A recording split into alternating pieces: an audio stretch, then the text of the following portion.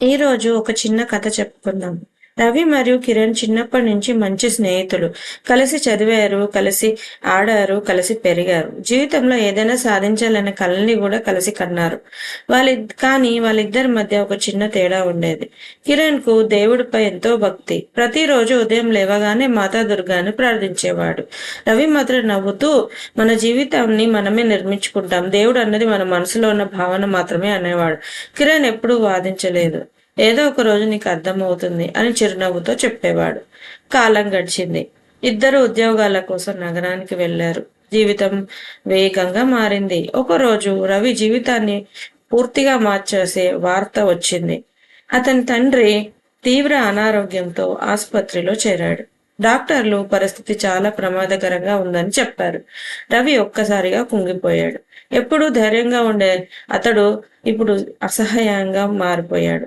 డబ్బులు, పరిచయాలు, మంచి డాక్టర్లు అన్నీ ప్రయత్నించాడు, కానీ పరిస్థితి మాత్రం మారలేదు.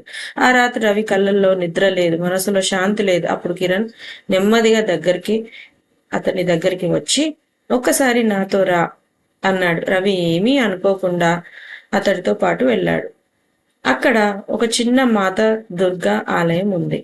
నిశ్శబ్దంగా దీపాల వెలుగులో ఆ ఆలయం ఎంతో ప్రశాంతంగా కనిపించింది. రవి అక్కడ నిలబడి, నేను ఇక్కడికి రావటానికి సరిపోను అన్నాడు. కిరణ్ చిరునవ్వుతో, దేవుడు మనం సరిపోతామా అని చూడడు, మన హృదయం నిజంగా పిలుస్తుందా అనేది చూస్తాడు అన్నాడు. ఈ మాటలు రవి మనసులో మెల్లగా దిగాయి. ఆ రాత్రి మొదటిసారి రవి తన అహంకారాన్ని పక్కన పెట్టాడు.